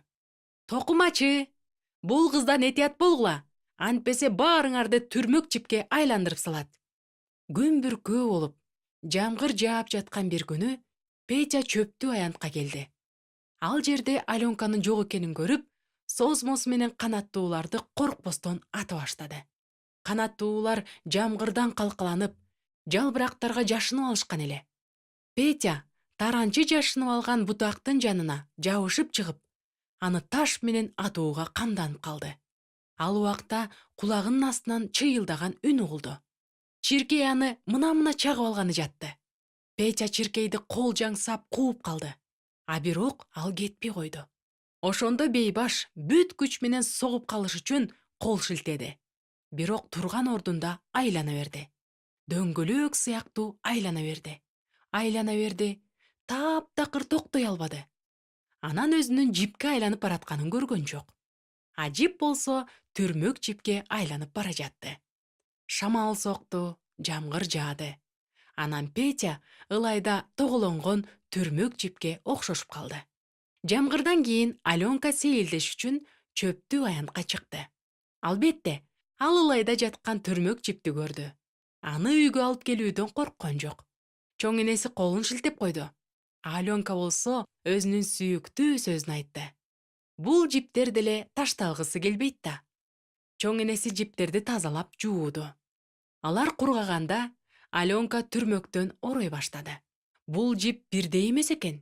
Кээ бир жерлери тегиз, жумшак болсо, кээ бир жерлери эч нерсеге жарабай турган сайгыч жана будуракай экен. Жада калса, кээ бир жерлерин кыркып салганга туура келди. Канчалык өкүнүчтүү болсо да, аларды ыргытып жибергенге болбойт эле. Мына балакет, деп аз эле жакшы жип чогулганын көргөндө үшкүрүндү Аленка. Чоң энеси карады да мындай деди. Макул эми, канча чогулса да бул жумушту текке аткарган жоксуң да. Кийинки күнү Аленка жиптен бир нерсе токуп кирди. Кеч киргенде ошол түрүлгөн жиптен кичинекей адамча токулуп чыга келди. Сен кандай акылдуу кызсың, деп колун серпти чоң энеси. Карачы, кандай сонун куурчак болду. Муну эми бирөөгө белек кыласыңбы? Муну өзүм алам, деп жооп берди Аленка. Токулган адамчаны жазуу столунун үстүндөгү лампанын астына койду да уктаганы кетти.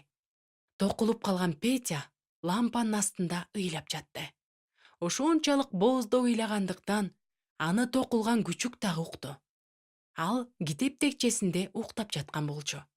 Күчүк текчеден столго секирип түштү да Петяга чуркап келди. Аф, аф! Петя күчүктү сылады да мындай деп сурады. Мен эмне кыламын? Күчүк кубана жана достук маанайда куйругун шыйпаңдатып, Петянын бутуна сүртүндү. Бөлмө абдан жымжырт болчу. Электрондук саат 02:35 көрсөтүп турган эле. Сандарды көрсөтүп турган жарык таблодо күтүүсүздөн эле сандар менен кошо тамгалар пайда болду. Анан Петя аларды окуй баштады. Сен мээлеп атайын деген үрпөйгөн таранчы сени кечиргенде, ошол чымчык кайрадан кубанычтуу жана камсыз жашап калганда гана сен кайрадан адамга айланасың. Коркуп кеткен Петя кыйкырды. Мен ошол таранчыны кантип издеп табам? Мен аны кайдан издейм? Кантип эле мен эми өмүр бою оюнчук болуп кала берем? Петя кайрадан бооздоп ыйлагысы келди. Бирок күчүгүрүп, тумшугу менен ага эшик жакты көрсөтүп баш ийкеди. Сен эмнени ойлоп таптың? Деп сурады Петя. Мен сени түшүнбөймүн. Күчүк адамча сүйлөй албаган кандай жумок бул өзү?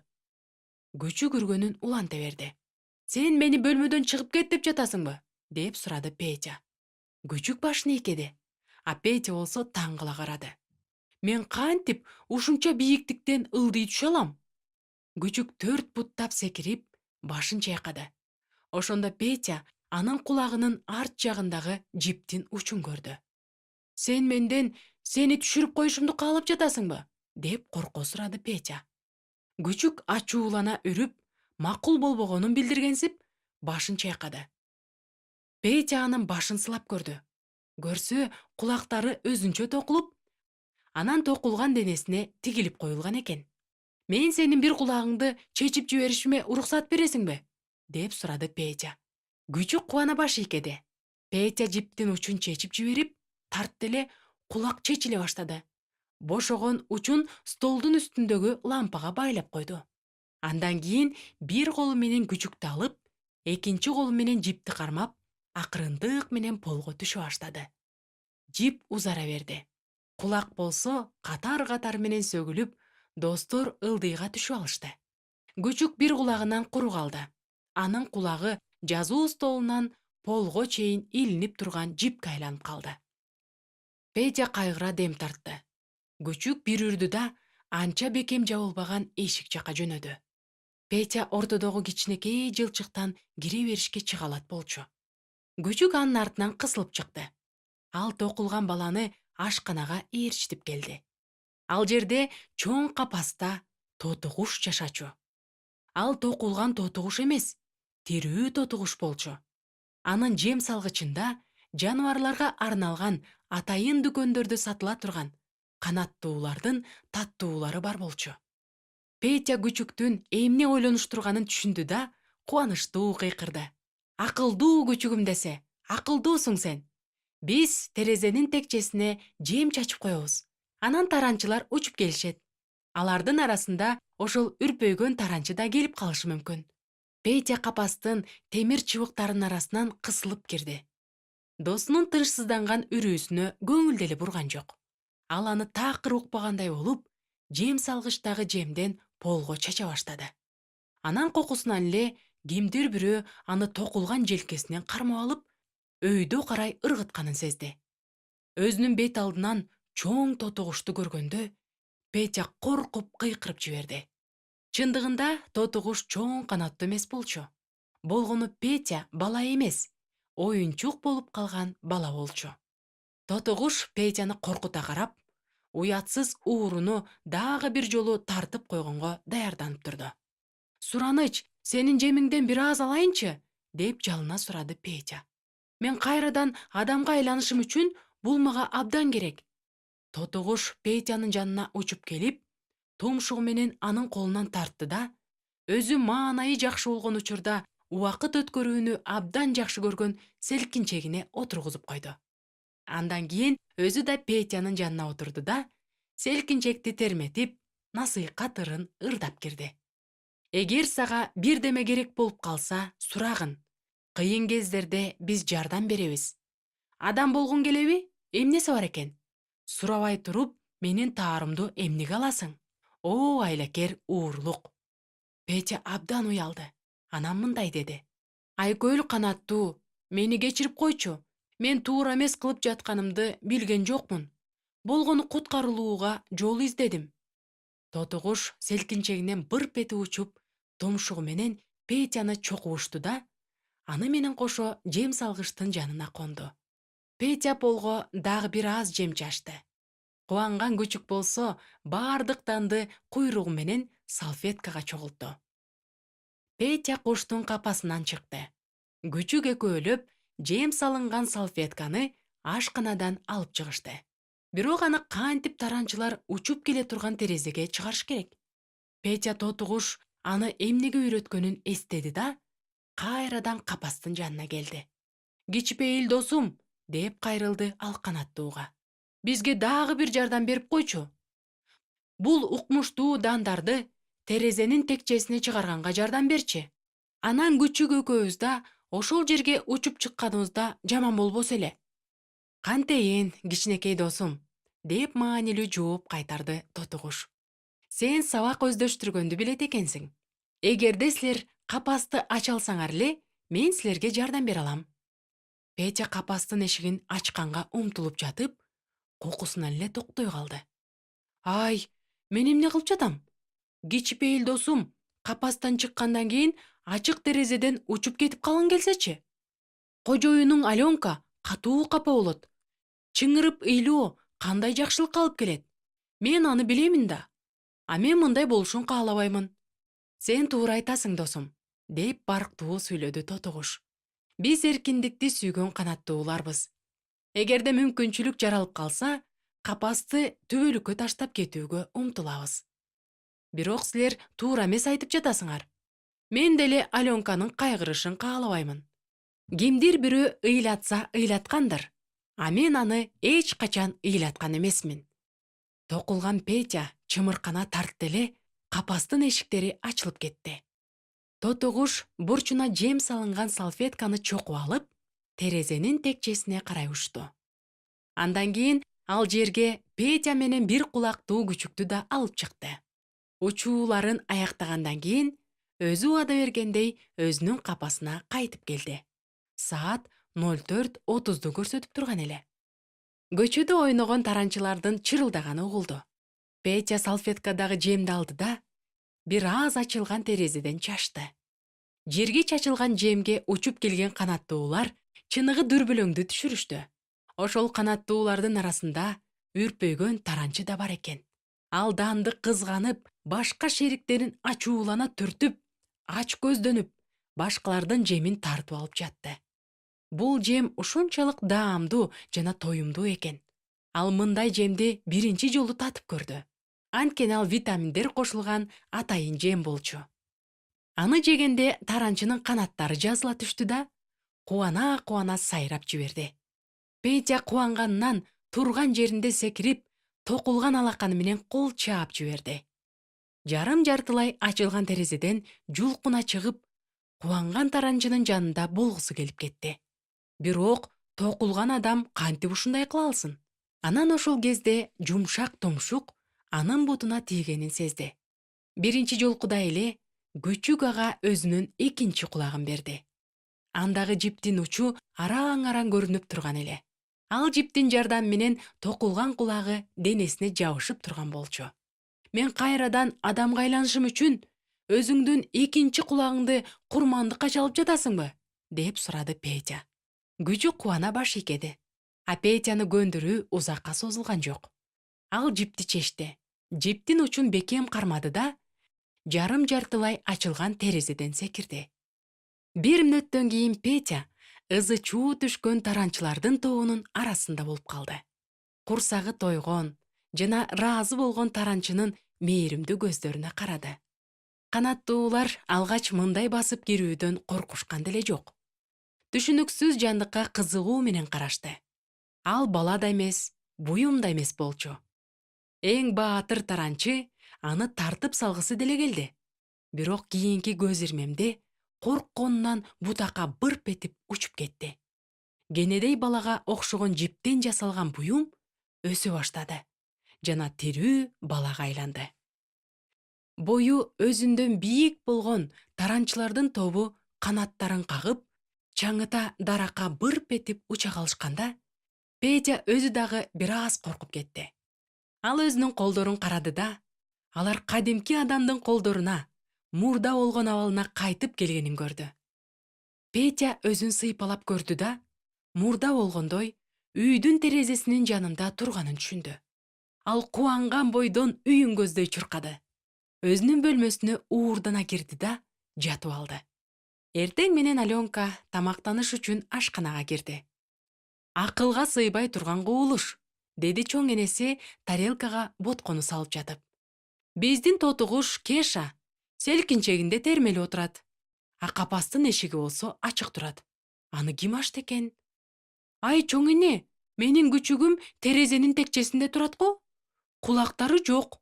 Анын кулактары кайда кетти экен? Чоң энеси менен небереси үйлөрүндө болуп өткөн таң калыштуу көрүнүштөр тууралуу ой жүгүртүштү. Бирок алардын түшүндүрмөсүн таба алышкан жок. Аленка боткосун жеп бүтүп, сейилдеш үчүн чөптүү аянтка чыкты. Өзү менен кошо илгичин жана жибин алып алды. Петя түнкү укмуштуу окуяларга карабастан, адаттагысындай эле ойгонду да, эртең мененки тамагын жеп алып, кошуна турган чөптүү аянтка чыкты. Ал жерде отургучка отуруп алып, өзүнүн күчүгүнө жетишпеген эки кулагын токуп жаткан Аленканы көрдү. Анын жанында кубанган таранчы учуп конуп жүрүптүр.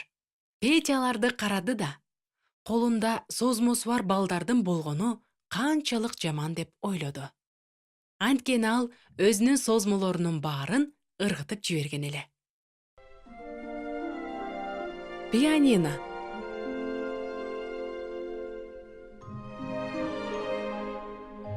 Танапис учурунда Максим коридордогу терезенин жанында турган эле. Анын жанындагы эки бала бири-бири менен кимиси Кудайга көбүрөөк ишенери жөнүндө кызуу талашып жатышты. Витя мындай деди: "Мен жылына 2 жолу жыйынга барам. А мен бардык орозолорду кармайм", деп жооп берди Костя. Витя жооп кайтарды: "А мен көптөн бери жаман сөздөрдү айтпаймын. А атам менен апам мени чөргөөдөгү кезимден баштап эле урушпаганга үйрөткөн. Мен жаман сөздөрдүн өзүн деле билбеймин", деп сыймыктана жооп берди Костя. Балдар сабак башталганын билдирген коңгуроо кагылганча талашып тартышты. Сабактан кийин болсо, башка балдар менен бирдикте мектептин короосунда футбол ойнош үчүн жөнөштү. Башталгыч футболисттердин жанынан Максим өтүп бара жатты. Ал музыка мектебине жөнөгөн эле. Витя Костяга мындай деди: «Карасаң, Максим музыкага бара жатат». «Музыка эң сонун», деди Костя. «А сенчи, Витя, пианинода ойной аласыңбы?» «Билбейм, аракет кылып көргөн эмесмин», деп ийинин куушуруп койду Витя. Максим муну угуп күлдү. «Эгерде аракет кылып көрбөсөң, анда черт албаганың анык». Витя таарынып калды. «Ооба, эми пианинода чертүү сенин эле колуңдан келет да. Бул жерге жакын жерде пианино барбы?» Максим сунуш киргизди. «Жүр мени менен музыкага. Сенин кандай ойной турганыңды ошол жерде көрөбүз». Витя менен Максим музыка мектебине келишти. Фортепиано турган класска киришти. Витя инструментке жакын келди да, аны шалаакылык менен ачты. «Кайсын ойноп берейин?» Витя клавиатураны басты да, чыккан үнгө кулак төшөп калды. «Уктуңбу? Музыка!» деп кубана айтты. Максим таң калды. «Бул кандай музыка? Болгону клавиатураны баскылап койдуң да». «Демек, мунун аты клавиша деп айтылабы?» Витя пианиного отурду. «Бул жерде мындай клавишалардан канча бар?» Ал бардык клавишаларды алаканы менен сүртүп өттү. Бактылуу жүз менен кобурады. «Музыка! Мен пианинода ойной аламын. Мына сага, клавишаны бассаң, музыка. Адамдын күлкүсүн келтирбе!» деп кыжырдана сүйлөдү Максим. «Андан көрө пианиноны биринчи жолу көрүп жатканыңды, ушундай музыкалык инструмент бар экенин эми билгениңди мойнуңа ал. Мен азыр эле анда ойнободумбу? Сен өзүң деле уктуң го?» деп каршы чыкты Витя. «Анда сен өзүң терген нотанын атын айтчы?» деп сурады Максим. «А нота деген эмне?» деп таң калды Витя. «Ошол жерде нота да бар беле? Демек, актар клавиша, а каралар болсо нотабы? Мен али ноталарды баса элекмин».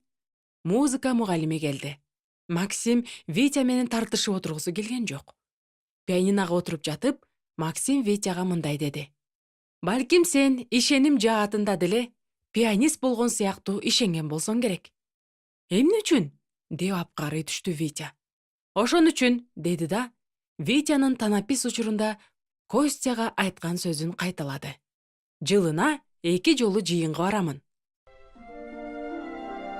Карга менен жөжө.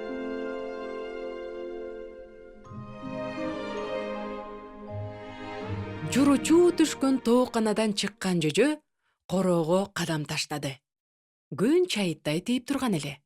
Төөдө жапан аарылар учуп жүргөн. Жөжө көйкөлүү кадам таштап бара жатты. Ал эмнегедир бактылуу эле. Балким төөдөн күн тийип тургандыктандыр. Жапан аарылар ызылдагандыктан уламдыр. Балким ал али кичинекей жөжө болгонуна карабастан, көп нерсени билбегендиктендир. Күн тиет, жапан аарылар ызылдайт. Жөжө гүлдөрдүн жана чөптөрдүн уругун таап алды. Аларды чокуп жеди. Даамдуу экен. Анан ал даамдуу деген эмне экенин үйрөнүп алды. Ага урук менен үрөндөрдү гана эмес, кичинекей таштарды да чокуп жеш керек экенин үйрөтүшкөн. Анткени алар ашказандагы тамакты сүрүп тазалап чыгат. Кичинекей таштар даамдуу эмес эле. Бирок аларсыз урукту чокуп жештин мааниси жок болчу. Жөжө өзүнүн тил алчаак экенине жана даамдуу нерсени гана эмес, анын тамагынын сиңиши үчүн пайдалуу болгон нерсени да жегенине кубанып турду. Эгер ал ушунчалык тил алчаак болсо, демек чындыгында эле акылдуу. Күтүүсүздөн эле жөжө так төбөсүнөн каргылданган кар деген үндү укту. Анын жолунан кандай акылсыз жандык чыга калды. Жөжө тегерегин карады, бирок каркылдаган каргадан башка эч нерсени көргөн жок. Ал торомпойго жем бере турган тепшиге конуп алган экен. Карга дагы жөжөнү байкады да каркылдады. Мындан өткөн акылсыз жандык болбосо керек. Жөжө мындай сүйлөшүүнү улантыштын кереги жок деп ойлоп, короодогу жолун улантты.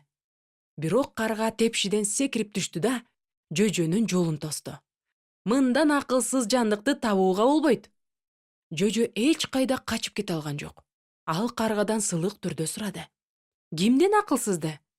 Карга ошончолук каткырып күлгөндүктөн ичи дагы ооруп кетти.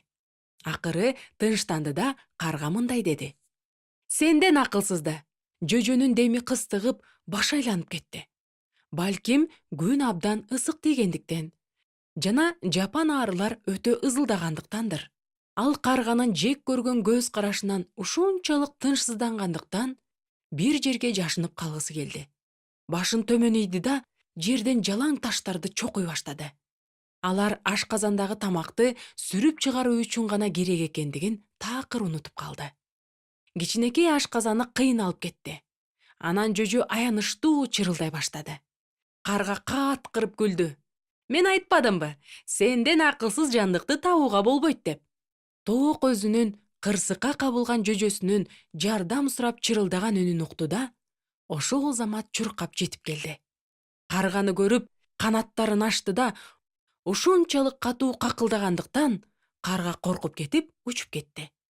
Эне тоок жөжөсүнөн сурады: «Бөбөгүм, сен эмнеге мынчалык кайгылуусуң? Каериң ооруп жатат?» Жөжө жооп берди: «Ичим менен башым ооруп жатат. Карга мени акылсызсың деди». Эне тоок мээрим төгө сурады: «Ошон үчүн башың ооруп калдыбы?» «Ооба», деп үшкүрүнө сүйлөдү жөжө. Эне тоок тумшугу менен бөбөгүнүн башын назик сылап мындай деди: «Анда сен чын эле эң акылсыз жөжөсүң. Биринчи эле жолу көргөн каргага кантип ишенүүгө болсун? Ал эмне деген акылсыз сөздөрдү айтышы мүмкүн? Сени жаратканга гана ишен. Ал бардык жандыктарды акылдуу кылып жараткан». Бул сөздөрдөн улам эмнегедир жөжөнүн көңүлү ачыла түштү. Төбөдө чоң күн жарык чачып турду. Жапан арылар ызылдап жатты.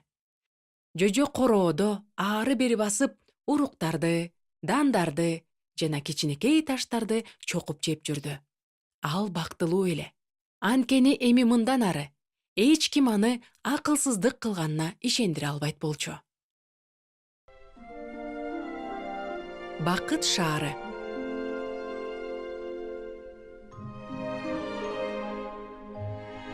Илгери бир айылда кабагы салыңкы, кара мөртөз, сынчыл жана ач көз жашаптыр. Алар абдан бактысыз өмүр сүрүшчү экен. Ишенбейсизби? А бул чындыгында эле ошондой болчу. Ушундай мүнөздөргө ээ боло туруп, кантип бактылуу болууга болсун? Анткени кабагы салыңкыны таарынткан бирөө өзүн жаман сезбегендиктен бактылуу эмес болчу. Кара мөртөз болсо бардык адамдарга жана алардын ар бирине жамандык кыла албаган үчүн бактысыз болчу. Сынчыл ар бир адамды сындай албаган үчүн. Ач көз болсо кимдир бирөөдө ага караганда кайсы бир нерсеси көп болушунан коркчу. Бир жолу бул айылдан жолоочу өтүп бара жаткан эле. Ач көз бул жолоочунун жарды экенин ойлоп көрдү да, тынчтанып калды. Бирок үйүнүн кире бериш эшигин бекем жаап алды. Кара мөртөз болсо жолоочунун алсыздыгынын үстүнөн күлдү. Мындайларды ким болсо да капа кыла алат деп ойлоду. Сынчыл башын чайкады. Кийими да модалуу эмес экен. Келбети деле жакшы эмес. А кабагы салыңкы болсо, жолоочу ага көңүл бурбаганы үчүн таарынды. Жолоочу дем алыш үчүн үйдүн түбүнө айландыра төгүлгөн топуракка отурду. Ага кабагы салыңкы келди да, муңайган үнү менен мындай деди: «Сен мени жок санап өтүп кеттиң. Мени капа кылдың, бейтааныш». Жолоочу кабагы салыңкыга карады да жооп берди: «Эгер ошондой болгон болсо, кечирип кой». Кабагы салыңкы мынтип сурады: «Сен кайда бара жатасың?» «Мен баары бактылуу болуп жашаган шаарга бара жатам. Анткени ал жерде ким эмнени кааласа, ошону алат», деп жооп берди жолоочу. Анан кайрадан жолун улантыш үчүн топурактан өйдө турду. Кабагы салыңкы бир азга ойлонду да, ошол кереметтүү шаарды табышым керек деп ойлоду. Ошондо кабагы салыңкынын кыялдары ишке ашат. Аны качандыр бир мезгилде капа кылгандардын баары жазасын оор түрдө алышат. Кара мөртөз кабагы салыңкы менен жолоочунун сүйлөшүүсүн угуп, ал дагы бардык кыялдар ишке аша турган ошол шаарга барууну чечти. Акыры ал өзүнө жакпаган адамдардын ар бирине заарын төгө ала турган жөндөмгө ээ болот. Сынчыл да кара мөртөздөн калып калган жок. Ал ушундай мүмкүнчүлүктү колдон чыгарып жибермек беле. Ар бир адамдын бир топ кемчилиги бар экенине жана өзүнө сынчылга салыштырганда эч ким эмес экендиктерине ишендирүү мүмкүнчүлүгү колуна тиймек. Кыялдар ишке аша турган шаарга ач көз да шашылды. Анткени акыры эң жакшы нерсенин баары ага, жалгыз ага гана таандык болуп калмак. Ошентип алардын баары кабагы салыңкы, кара мөртөз, ач көз жана сынчыл жолго аттанып жатып, каалаган нерсебизге ээ болобуз деп толук ишеништи. Алар бара беришти, бири-бирин карашкан жок. Анткени алар бири-бирин жек көрүшөт жана ар кимиси өздөрүнүкү тууралуу ойлонушат. Ач көз өзүнүн жолго даярдаган азыгынын баарын жеп бүттү. Анан кабагы салыңкы мындай деп күңкүлдөдү: "Сен кандай ач көзсүң? Азыгыңдан эч кимге берген жоксуң." Ач көз жооп кайтарды: "А сен эмнеге капа болуп жатасың? Өзүмдүн азыгымдан сага бербей койгонум үчүнбү? Карачы, сен кандай кабагы салынган адамсың?" Кара мөртөз кыйкырды: "Талашыңарды токтоткула. Силерге, дайыма жаңжалдашкандарга, баарыңарга ачуу жетишпей жатат." Кабагы салыңкы менен ач көз кара мөртөзгө атырылышты. "Эгерде баары сенин кыжырыңды келтирип жаткан болсо, үйүңдө отурбайт белең? Кандай гана кара мөртөз адамсың сен?" Бир гана сынчыл унчукпай бара жатты. Ал ичинен мынтип ойлонуп бара жатты: "Айланамда кандай гана бооруң ооруй турган адамдар бар. Ач көздөнүшөт, капа болушат, жаңжалдашышат. А мен болсо жол бою аларга чыдашым керек." Таптакыр күтүүсүздөн эле жол үзүлүп калды. Чынында эле үзүлүп калды. Жолоочулар жардын четине келип токтоп калышты. Эми эмне кылыш керек? Токойдо бийик дарактар өскөн экен. Өткөөл жасаш үчүн бул топ ошол дарактардын эң бекемин издеп жөнөштү. Табышын табышты. Бирок аны кулатып, жардан өтүп кетиш үчүн керектүү жерге жеткириш керек эле. Эгерде алар тынымсыз талаша берсе, жаңжалдаша беришсе, муну кантип ишке ашыра алышат? Талаш менен жаңжалды калтырып, ишке киришүүгө туура келди. Баары биргеликте даракты жонушту. Устун жасашып, жарга чейин тоголотуп барышты да, аны жардын арткы четине арта салышты. Эми анын үстүнөн басып өтүүгө болот эле. Бирок коопсуздук куру жок болгондуктан, бир-бирден өтүүгө коркунучтуу болчу. Ылдыйга кулап кетүү коркунучу бар эле. Душмандар бири-биринин колун бекем кармап, оңой эмес эмгек менен келген устундун үстүнөн өтүүгө туура келди. Акырын бара жатышты. Эч ким кулап кетпесин деп, бири-бири үчүн тынчсызданып бара жатышты. Бирөөсү эле ылдый куласа, анын артынан баары кулап кетмек. Баары өлөт. Ушундай ойлор менен жана ушундай тынчсыздануулар менен жардын аркы бетине өтүп кетишти. Акыры бири-биринен ажырап, өз-өзүнчө бөлүнүп кете турган убакыт келди. Бирок алар күтүүсүздөн эле ыйлашып, бактылуулуктан бири-бирин кучакташып, жардан ылдый кулабастан өтүп, тирүү калганына кубанып жатышты. Алар мындан ары ажырагысы келген жок. Ошол кол кармашкан бойдон жолдорун улантышты. Жүздөрүндө жылмаюу, анткени өздөрүнө жаңы жашоону башташкан эле. Көп басышты. Кыска жол басышты. Айтор бул жолкусунда кенен дарыяга туш болушту. Бирок анда өткөөл жок экен. Айланасын көңүл коюп карашты. Аркы жээкте кайык турат. Бир гана кара мөртөз сүзгөндү билчү. Ал мындай сунуш киргизди: "Силер баарыңар мени ушул жерде күтө тургула. Мен ошол кайыкты алып келемин." Кабагы салыңкы, сынчыл жана ач көз жээкте күтүп калышты.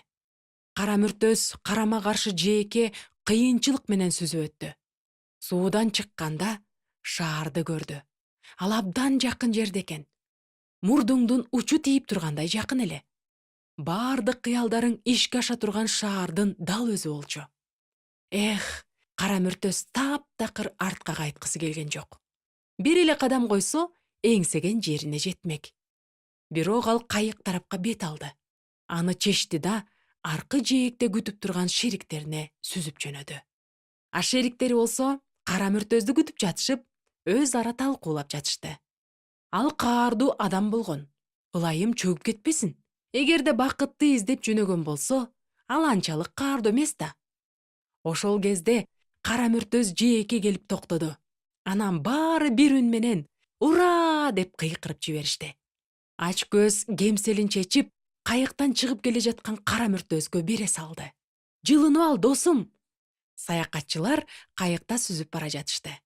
Кара мүртөз шаар жөнүндө айтып берип жатты. А Сынчыл болсо: «Сен такыр кара мүртөз адам эмессиң. А чыныгы ак көңүл адамсың. Бизди таштап кеткен жоксуң».